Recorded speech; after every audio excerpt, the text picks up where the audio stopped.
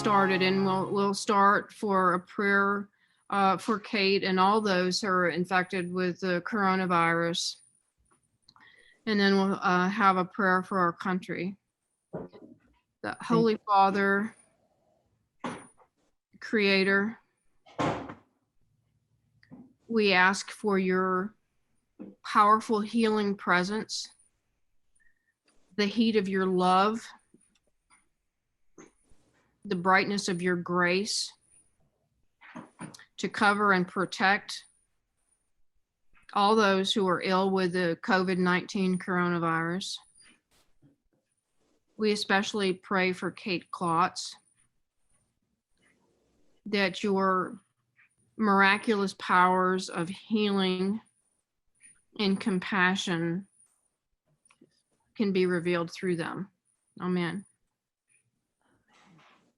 For our country,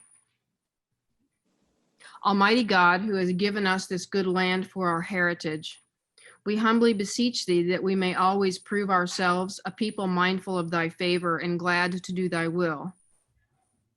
Bless our land with honorable industry, sound learning, and pure manners.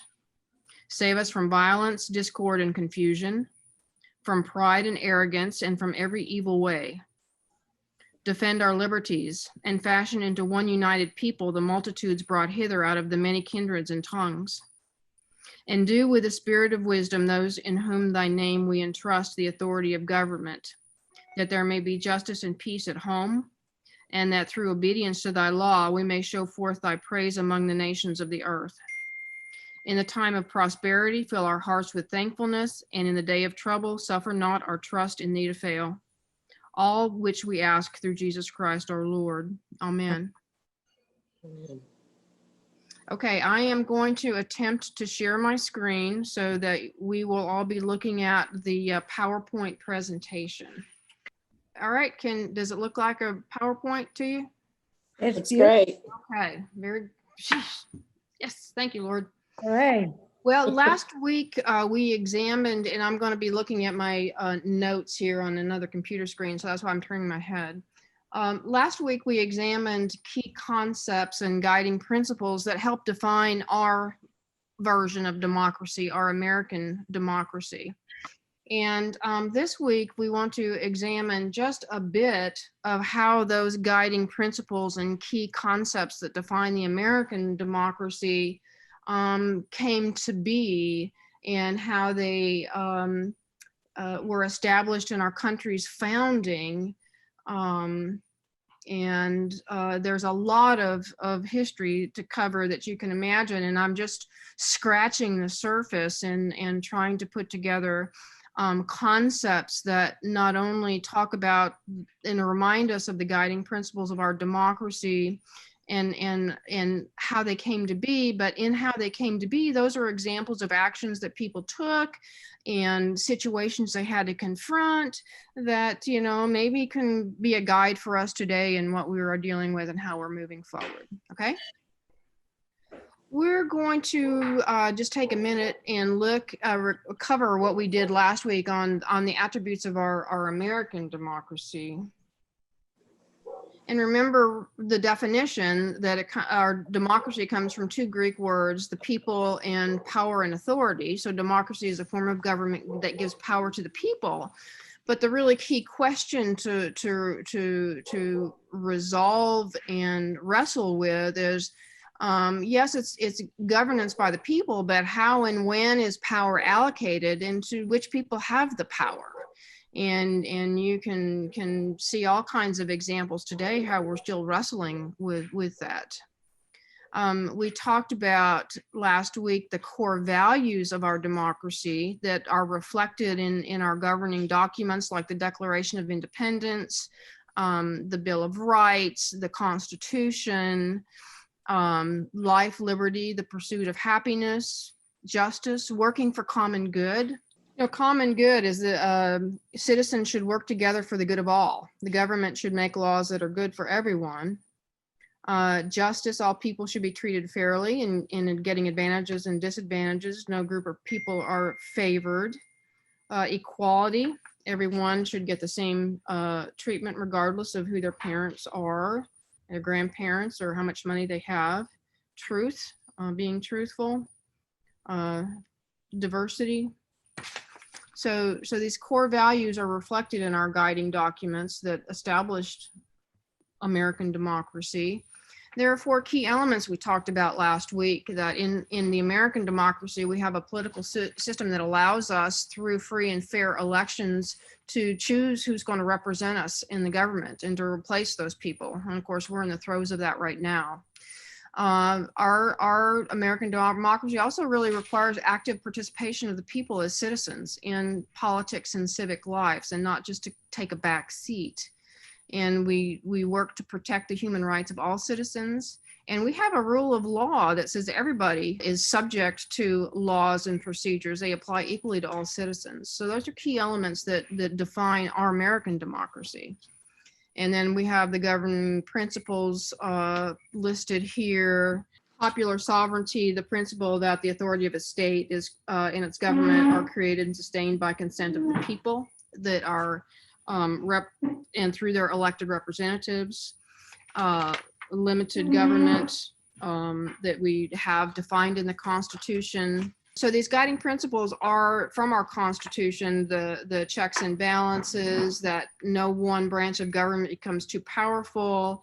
We have separation of powers. We have the executive branch and the legislative branch and the judicial branch. And that we have a system of federalization where we have an overarching country, and then we have states, and then we have counties, and we have cities and towns, and the governance flows through that kind of structure. Last week also, after the presentation, we had a lot of good conversation, and we talked a lot about what we were seeing and hearing from Judge Amy Coney Barrett's nomination hearings, that there was a lot of schooling that occurred there, a lot of knowledge about the Constitution and how our democracy works. And sometimes some of the conflict that our governance structure of democracy has with our financial capitalistic society. So a lot of good conversation at the end of last week. All right, so on to tonight's presentation.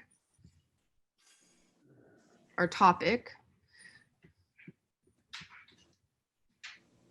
The colonization by Europe of North America began with the Spanish when they arrived in St. Augustine, Florida in 1565, and Ponce de Leon was looking for that fountain of youth. I'd like to dip into that myself right now. The British arrived for the first time in 1587 when the Plymouth colony was established. And they had established after that, then, they had established also a settlement in Roanoke, and then that colony did not last. And then in 1606, the London Company established a presence in Jamestown. The French founded Quebec in the early 17th century, as did the Dutch founding the colony in New York. While the European colonization was starting, and throughout actually the colonization, our Native American population here in North America resisted European efforts to amass land and power. And in addition to fighting that, we're also fighting new diseases that were introduced by the Europeans and the folks that worked for the Europeans. A lot of the rationale for that European colonization, there can be divided in three different areas: political, people wanting to expand their empires; economic, wealth acquisition and opportunity, especially trade and mercantilism. And then also religious freedom, the freedom of worship, and then also the opportunity to evangelize to the Native American population, as well as the other colonists that had come over. Now, the Dutch and Swedish and French formed successful American colonies at roughly the same time the English did, but they eventually all came under the English crown and became established as royal colonies. So let's look at those royal colonies and this entity called British America, and you'll recognize that magic number of 13 colonies, I'm sure. And we've got those listed on the right-hand side of the slide here by date from which they were originally established. If you go to look at dates associated with the colonies, there are all manner of dates. The dates that they were officially established, originally established, there were dates that they became royal colonies under the British. So these are the dates of the initial establishment of these colonies. And during the early years of the colonies, but while they were still under British rule, they kind of self-divided into three areas: New England colonies, middle colonies, and southern colonies. And the first colonies were established at Plymouth and Massachusetts Bays by the Pilgrims. And these were primarily populated by British Puritans, those folks who disagreed with the Church of England and came over here to worship, for freedom to worship as they saw fit. The British got much of the middle colonies, or the mid-Atlantic, by capturing it from the Dutch. That's kind of, this area was characterized by fertile soil, strong timber, iron, shipbuilding industries, and helped make these colonies major trade centers. So you'll see New York, New Jersey, Pennsylvania, Rhode Island in there, or no, Delaware. And then we have the southern colonies, and they were distinct in that they had economies based heavily on cash crops of cotton, rice, and tobacco. And by 1775, slaves comprised at least 25%, maybe even up to 50% of the southern colonies, depending on what you look at. And the slaves enabled vast plantation economies that were, quote unquote, lorded over by increasingly wealthy elites. By 1770, the economic output of the 13 colonies made up 40% of the gross domestic product of the British Empire. So let me say that again. By 1770, the economic output of these 13 colonies made up 40% of the gross domestic product of the British Empire. And the British Empire was huge. The British Empire was across the world. So these were very lucrative entities for Britain. Let's talk for a minute. I'm going to read from some backup material about some particulars about some of these colonies here to help get a flavor for what was happening at the time, and to give some flavor for religious founding, and something that kind of, again, helps to inform how the people that came from these areas ended up creating these principles of American democracy that we reviewed at the beginning tonight. So in Massachusetts, the Plymouth colony were a Puritan faction known as the English Separatist Church. In 1607, after illegally breaking from the Church of England, the Separatists settled in the Netherlands, first in Amsterdam and later in Leiden, where they remained for the next decade under relatively lenient Dutch laws. Due to economic difficulties, as well as fears that they would lose their English language and heritage, they began to make plans to settle in the New World. Their intended destination was a region near the Hudson River, which at the time was thought to be already established by the colony of Virginia. The would-be settlers joined a London stock company that would finance their trip aboard the Mayflower, a three-masted merchant ship, in 1620. Rough seas and storms prevented the Mayflower from reaching their initial destination in Virginia, and after a voyage of 65 days, the ship reached the shores of Cape Cod, anchoring on the site of Provincetown Harbor in mid-November. Discord ensued before the would-be colonists even left their ship. The passengers, who were not separatists, referred to as strangers by their more doctrinaire peers, argued the Virginia Company contract was void since the Mayflower had landed outside of Virginia Company territory. Several strangers made discontented and mutinous speeches, knowing if something wasn't done quickly, it could be every man, woman, and family for themselves. While still on board the ship, a group of 41 men signed the so-called Mayflower Compact, in which they agreed to join together in a civil body politic. Their document would become the foundation of the new colony's government. Signed on November 11th, 1620, the Mayflower Compact was the first document to establish self-government in the New World.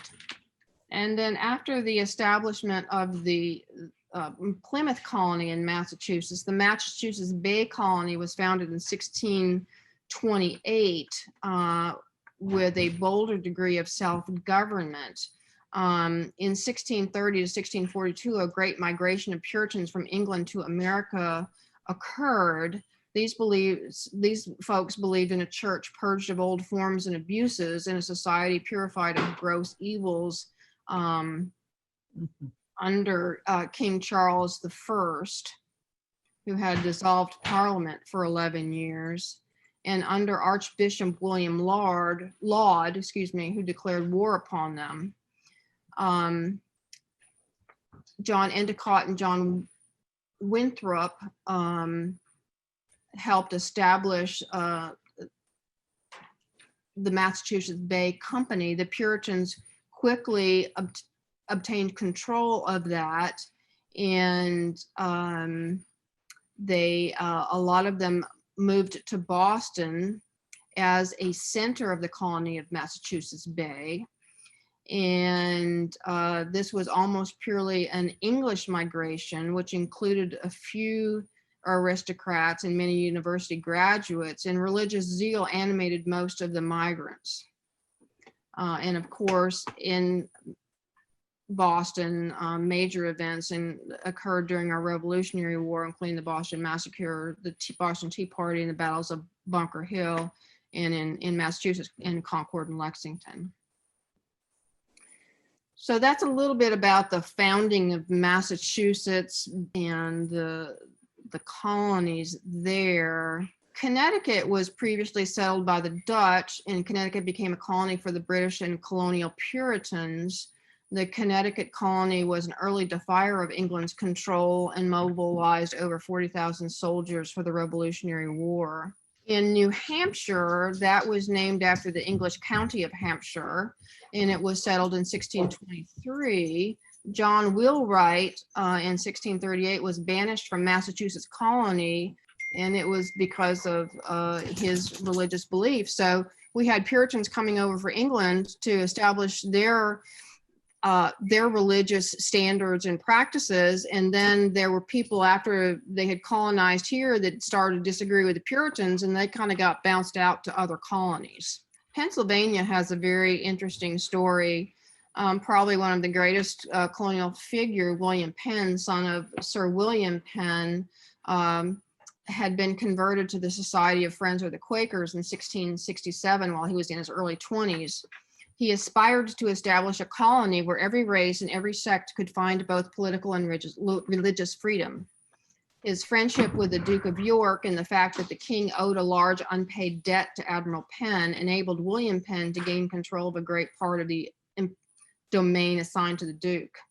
When the Crown gave him a proprietary charter in 1681, William Penn immediately began to advertise for settlers. Publishing a description of Pennsylvania in 4 languages, he offered newcomers land on very liberal terms, 50 acres free, larger farms at a purely nominal rent, and 5,000 acres for £100. Penn visited his, quote, holy experiment, unquote, in 1682. And in that year, he laid down a charter of government which provided for a small elective council to sit with himself as governor and initiate laws in a larger elective assembly to pass or reject the proposed laws. Within a few years, the assembly gained much larger powers in its self-proposed legislation. So you can see now within the colony that they're self-organizing and they're organizing their governance systems. And you can see some similarity in how they're organizing with what eventually became our United States of America structure. So continuing with Pennsylvania, you can see that they then self-organized in an assembly and a legislature. In 1701, Penn granted a new charter that lasted until the American Revolution. Pennsylvania flourished beyond other colonies. Immigrants flocked in large numbers from England and Germany, especially to enjoy religious freedom, humane criminal legislation, the easy terms for gaining fertile land, and the opportunities for trade and manufacture. Penn had hoped that Philadelphia, his city of brotherly love, would always be a green country town with gardens surrounding every house. Quakerism softened from its original somewhat rigid outlines and gave the colony a special atmosphere. And this information is basically from the site Britannica.com. It was in Pennsylvania that a number of institutions on which America later prided itself found their first full-scale trial.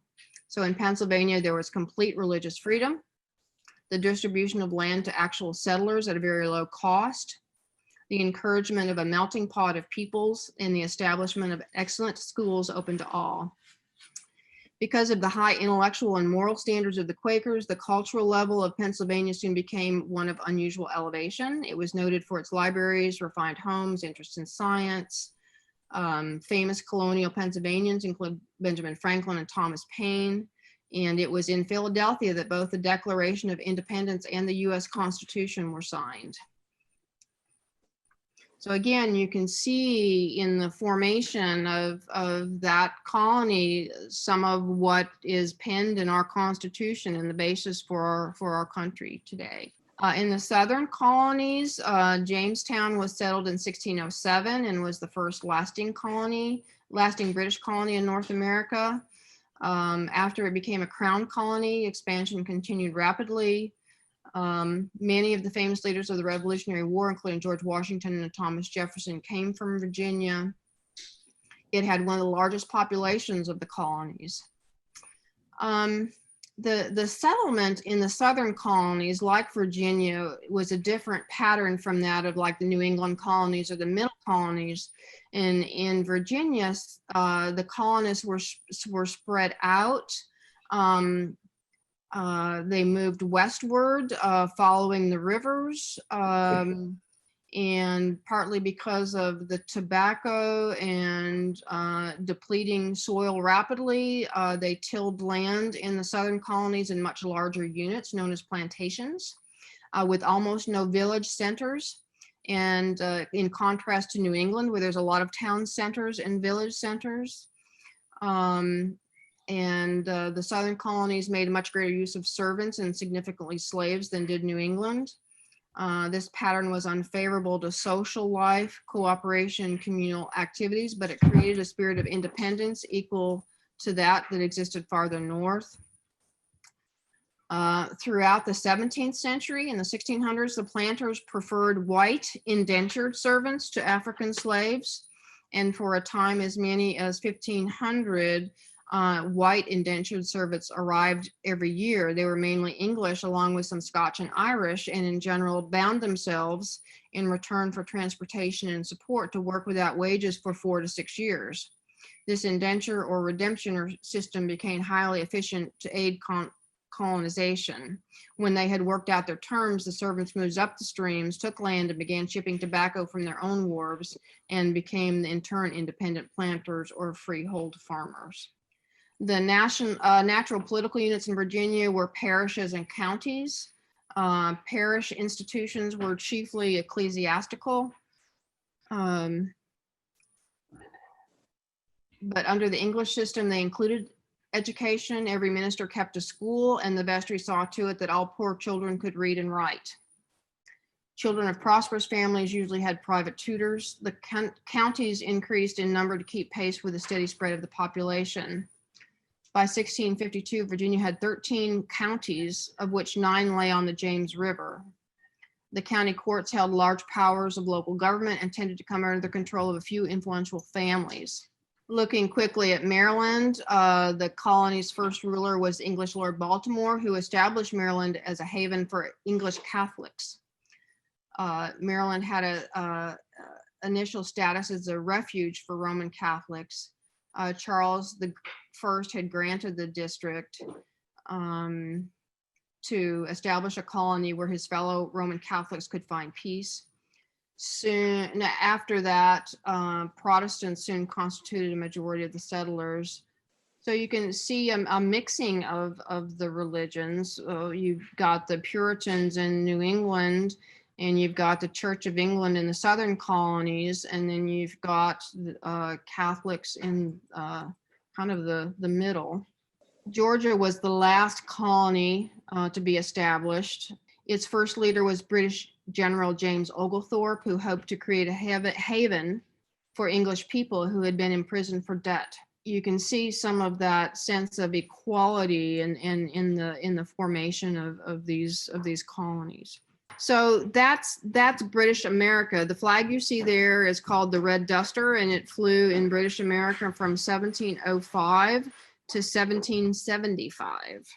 So we talked a little about the uniqueness of the colonies and how some of the reasons they were established and how they governed have informed what became unique aspects of American democracy.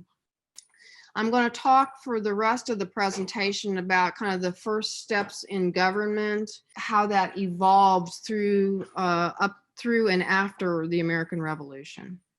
And these are examples of self-government that were established early on in the colonies that show up later in our Constitution, in our Declaration of Independence, and finally in the governance structure that we have today.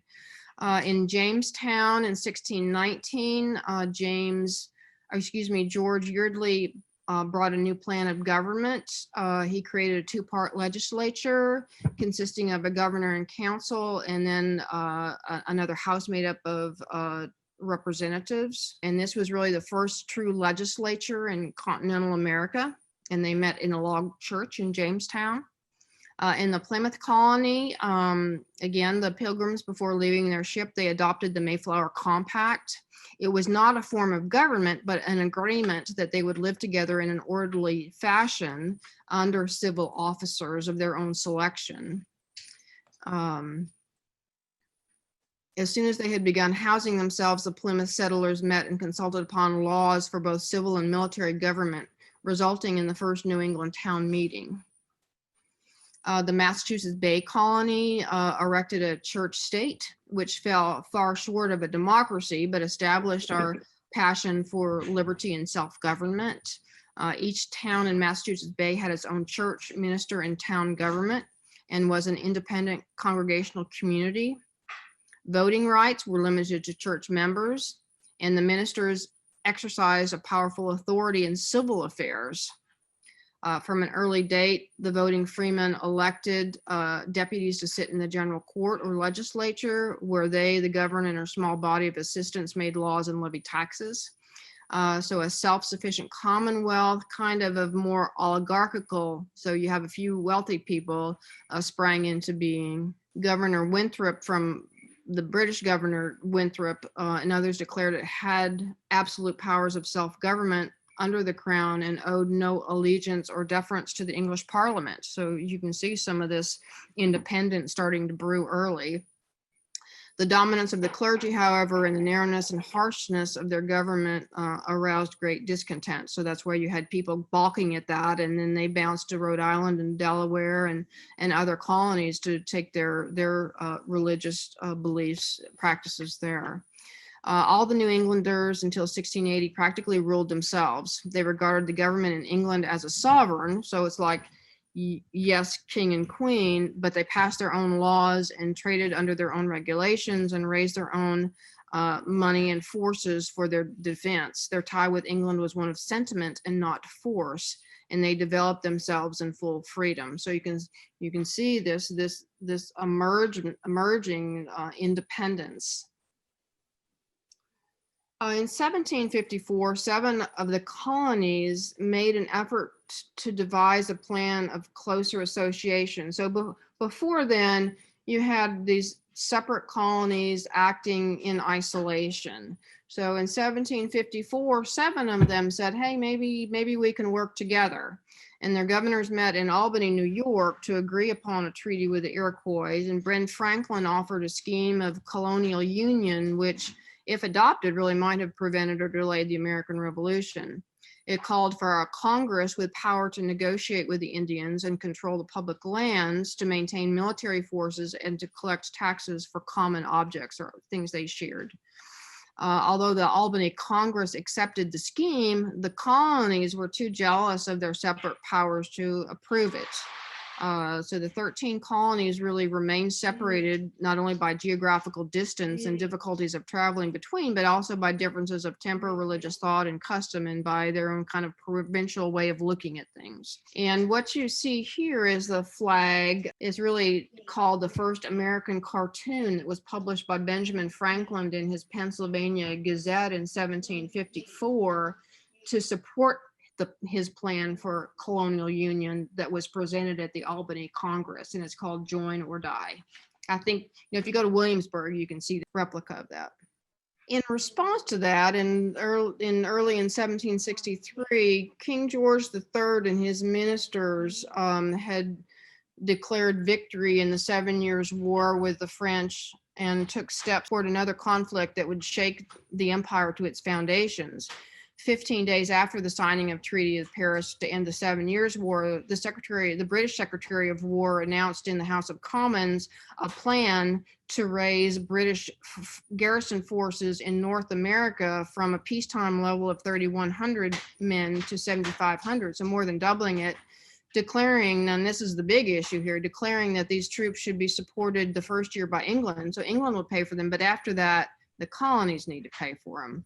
And this proposal really raised issues and raised hackles that gradually drove the American colonists towards independence. In response, in 1765, a couple years later, the colonists rebelled through their provincial assemblies in the provinces and the colonies, and through congresses that they had.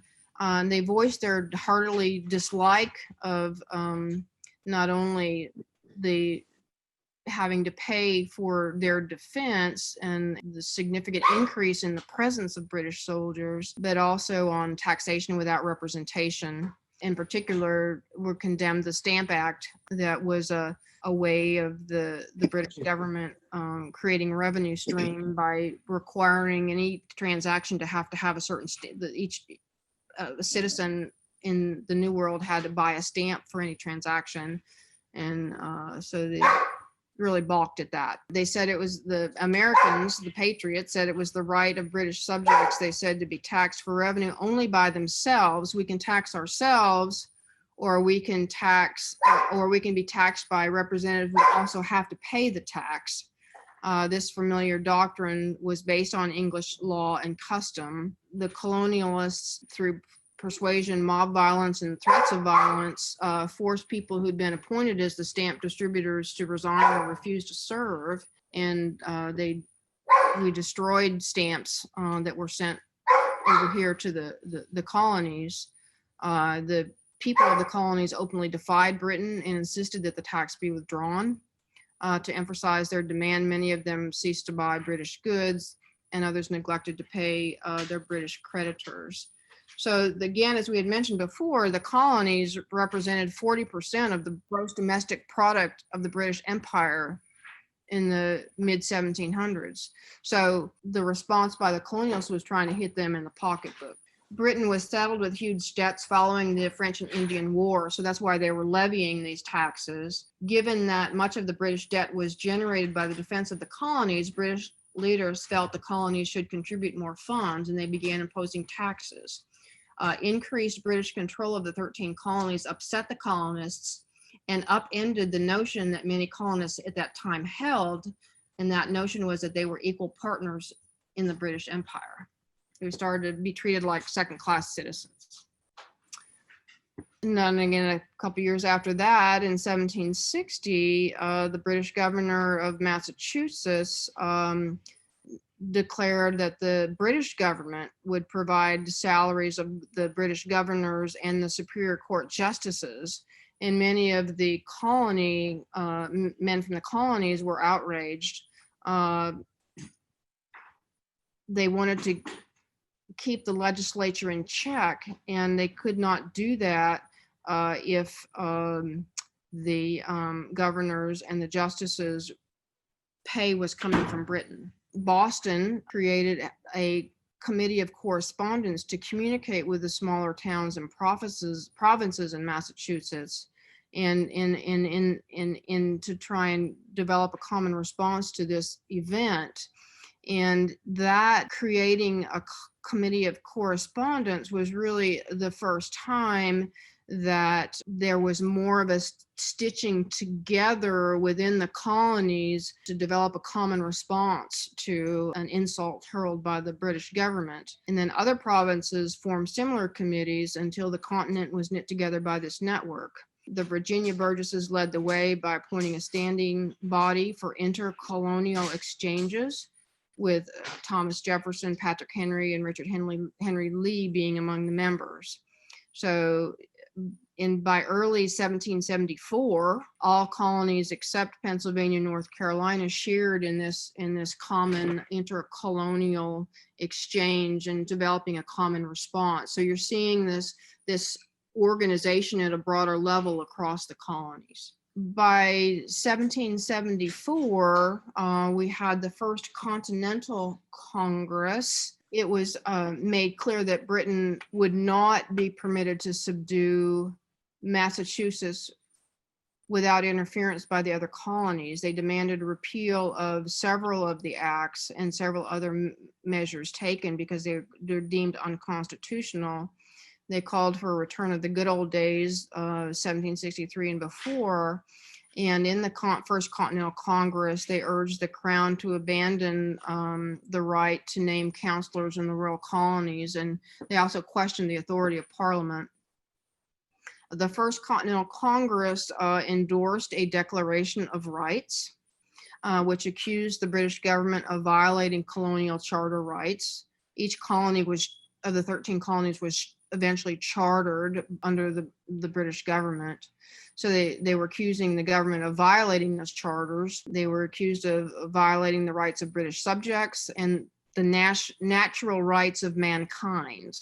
So you can see how that kind of smacks to some of those core values we talked about in our Declaration of Independence. The inclusion of natural rights was of the greatest importance. Prior to that, the colonialists had chosen to rely principally upon the rights of British subjects, although some of their leaders had earlier invoked the rights of mankind. The English custom and law had turned out not to be bastions of American liberty. The Americans were moving away from the narrower argument concerning the rights of British subjects toward the more fundamental one of the natural rights of man. So again, you see that theme in our principles of our American democracy, and this is how it came to be. This is a picture of George Washington, I think chaired the First Continental Congress, if I remember correctly. And this is a lithograph by Currier and Ives from 1876. So that was 1774. And then the Parliament's response in 1775, key British leaders urged the justice and necessity of reconciliation with the Americans. There were several in the British government who warned against trying to solve the problem by military force, predicting that the colonists would fight. They also voiced fear that France and Spain would seize the opportunity of an Anglo-American war to retrieve the losses they had suffered in the prior 7-year war. British manufacturers and merchants also urged an attempt to please the Americans, for they felt the effects of the American boycott that hitting them in the purse again. But King George III and his political allies had double the votes of their opponents in Parliament, and the decision was in their hands. So in early November 74, the king expressed his conviction that Britain must assert its sovereignty. Parliament also endorsed, somewhat reluctantly, a resolution that said Parliament would in the future refrain from taxing any colony through its assemblies, supplied its fair share of funds necessary for the imperial defense.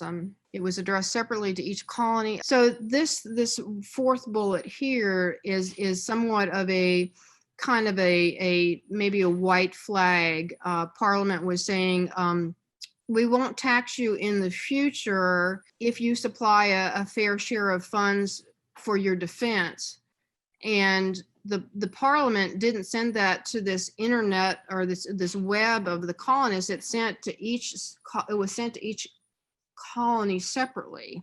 So it was kind of maybe had a message there of subversion and trying to break apart this energy that was forming as interrelated colonies.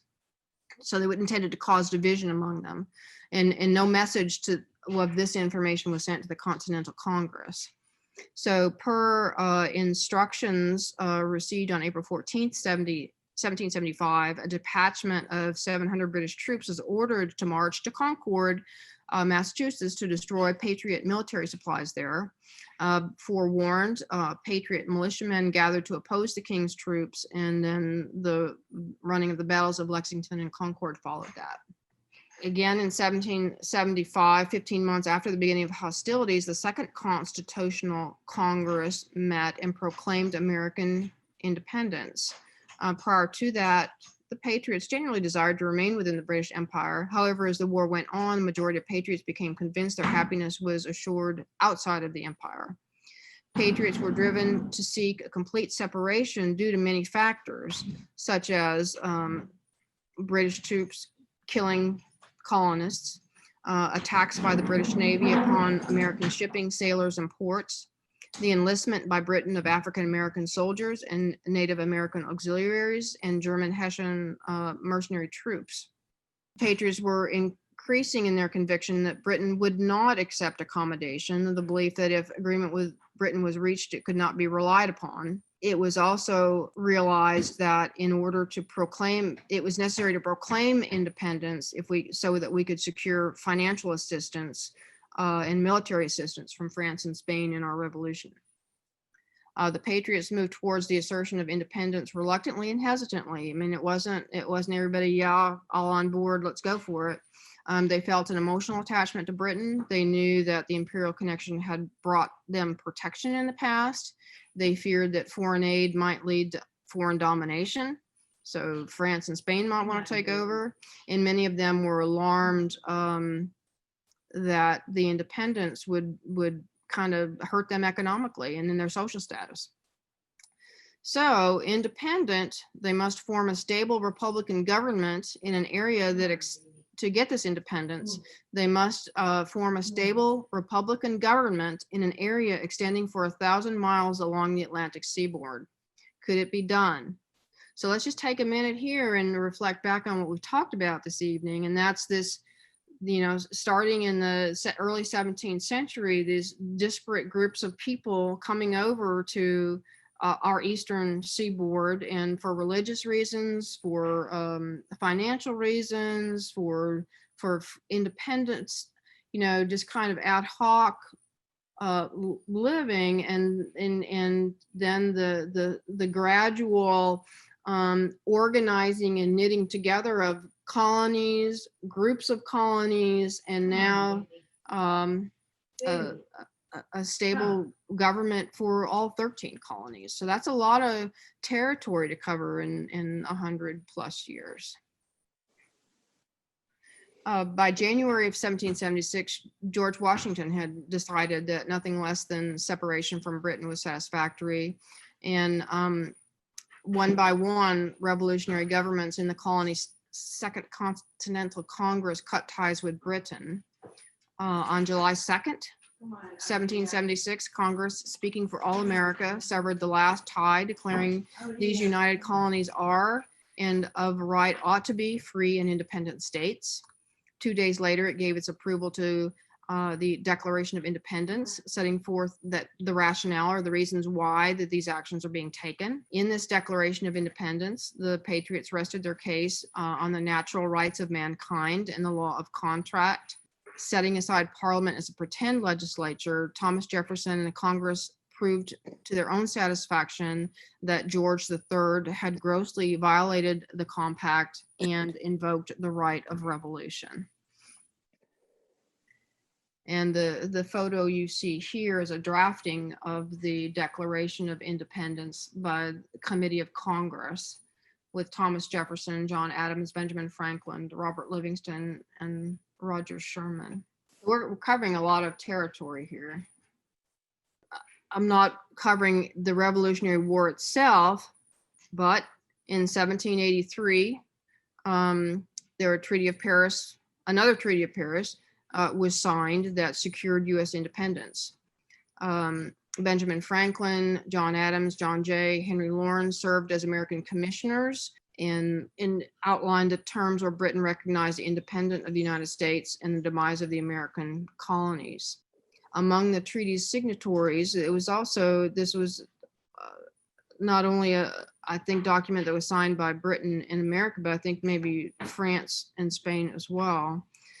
The U.S. really benefited by this recognition of its independence from European powers. So despite the boundaries that were outlined of what constituted the free America, there were some border areas that were kind of in dispute afterwards, and it was kind of questionable on what provisions would apply. These issues would be resolved over the years, though not always without controversy, through a series of agreements with Spain and Britain. And although Britain lost its American colonies by the signing of this treaty, Britain as a global power continued to increase and benefited from economic growth of the early Industrial Revolution. For France, however, victory came at an enormous financial cost. They had expended a lot of money here helping us win our freedom. And the French attempts in their own country to resolve their financial crisis would ultimately trigger the French Revolution. The period after the Revolutionary War was characterized by economic depression and political crisis on the grounds of the Articles of Confederation just devised a loose confederation or association among the states and set up a central government with very limited powers. The central government could not get the dominant position in the country's political life, while the individual states could do pretty much whatever they wanted. In this kind of chaos, the central government was incapable of paying its debt, of regulating foreign and domestic commerce, of maintaining the steady value of the currency, and worst of all, incapable of keeping a strong military force to protect the country's interests. As time went by, this old system of the Article of Confederations became more and more adverse to the development of a young nation, and political reform seemed to be inevitable.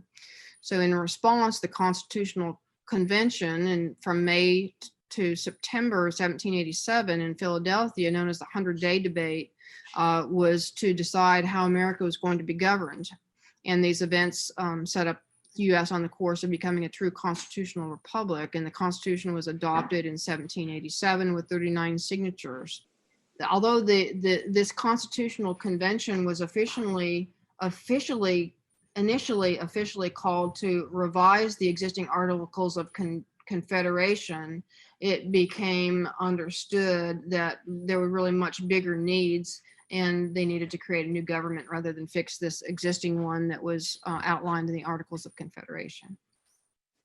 So that is the end of the meat for tonight's presentation. We have about half an hour left.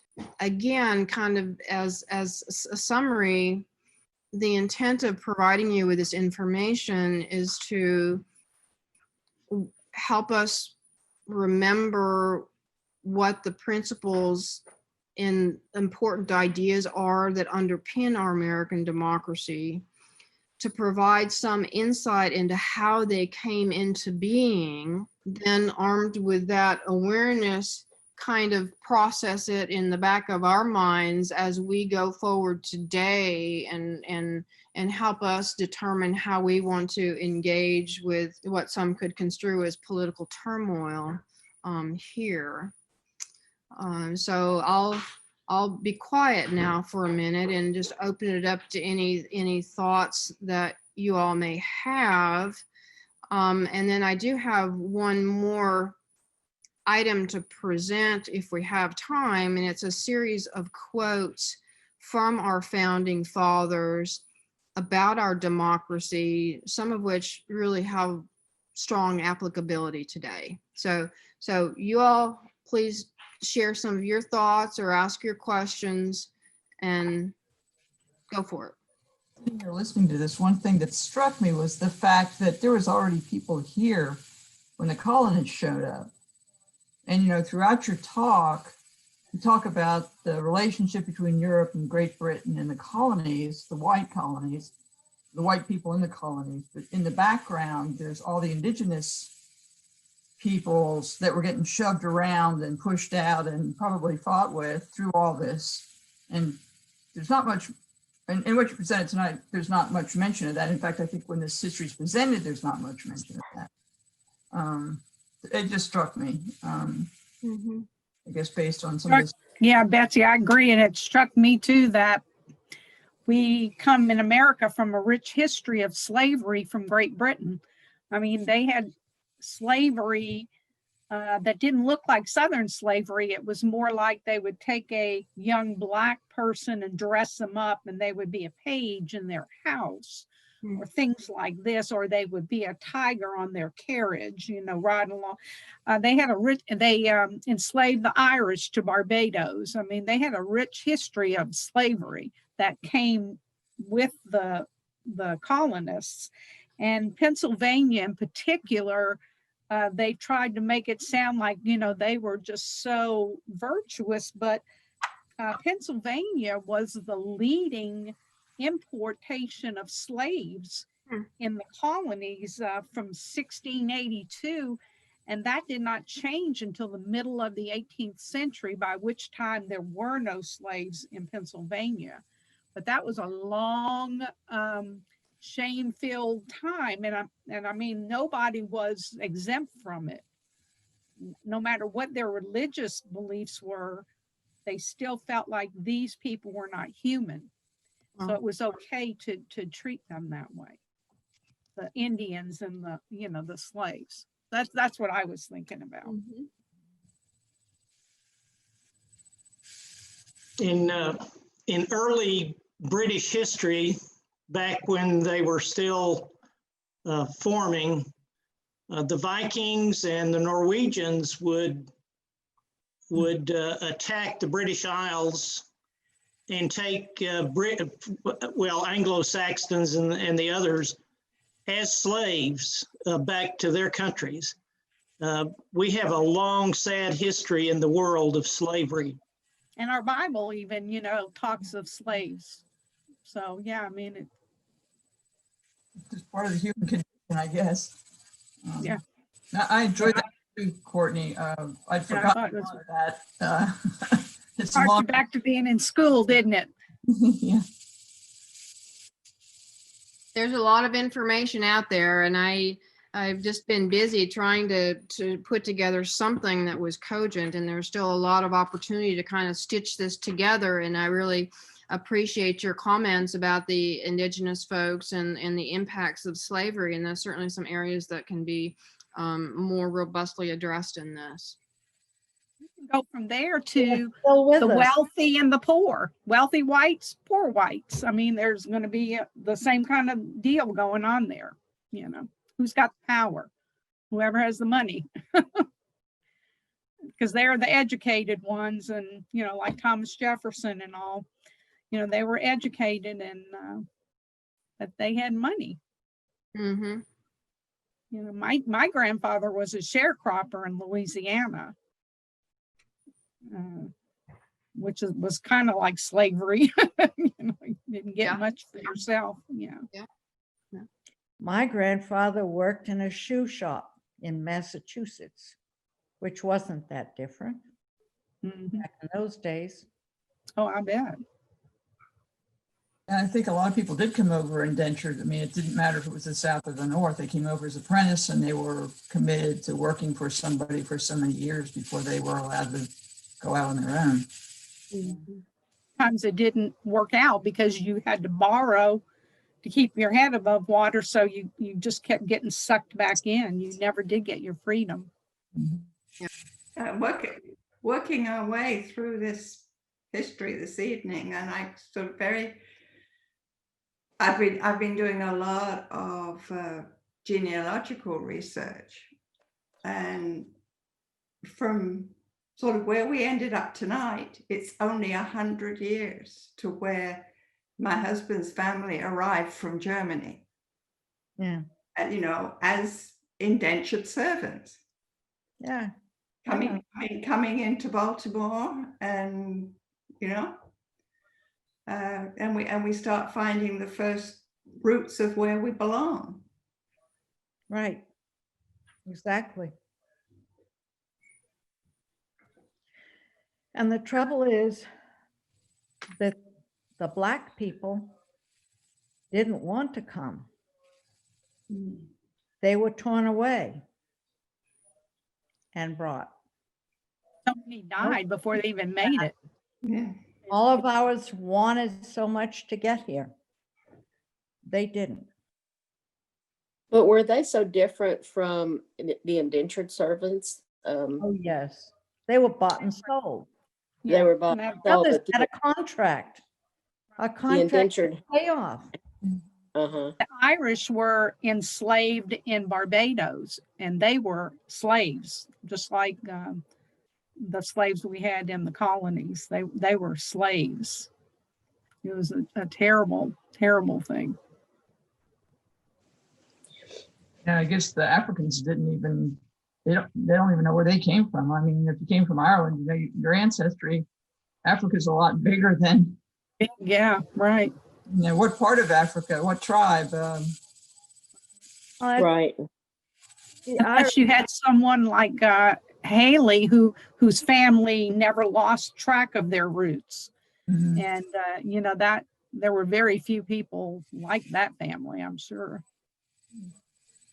But somehow or other, we wound up where we are today. And that's really the question. Because the seeds of the problems we have today go back to that time.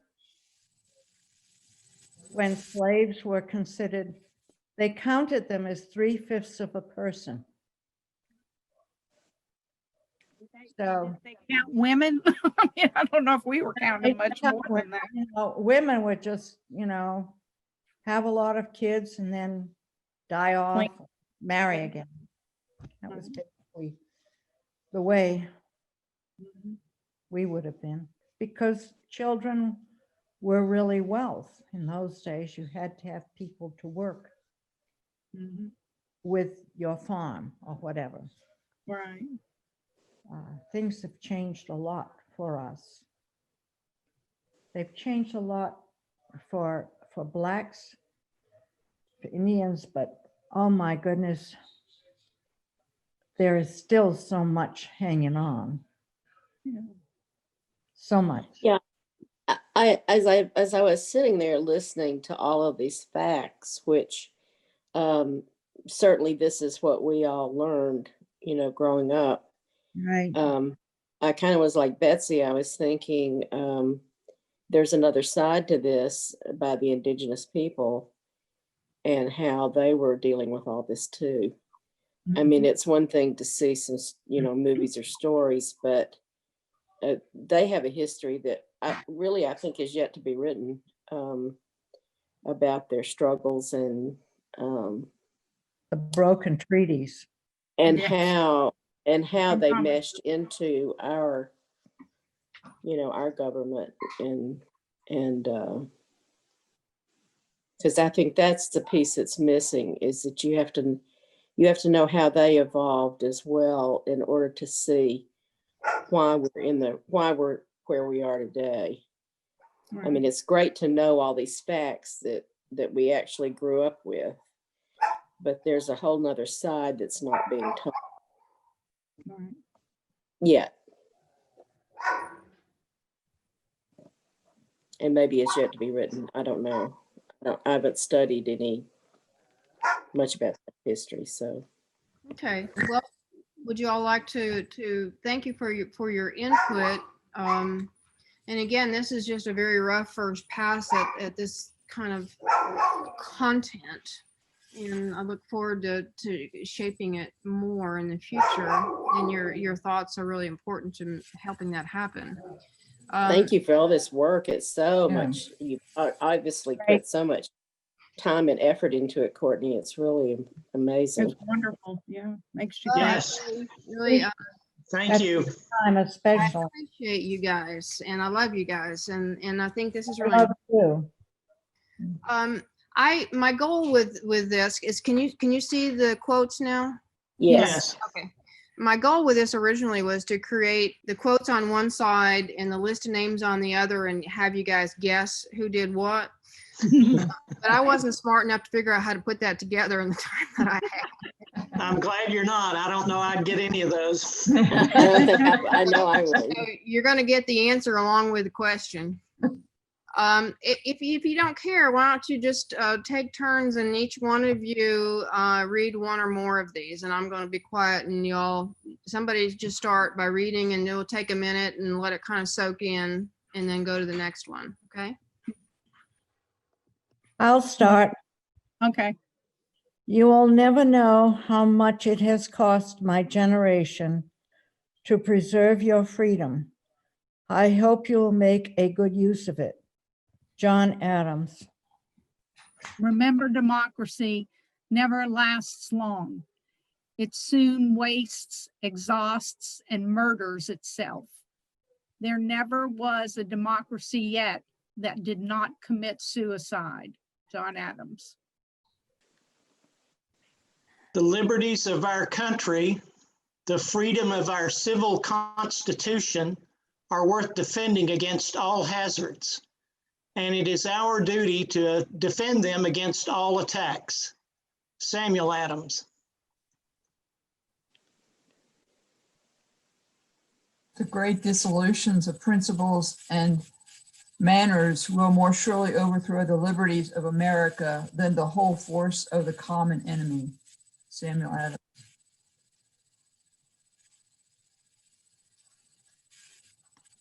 A primary object should be the education of our youth in the science of government. Mm. In a republic, what species of knowledge can be equally important?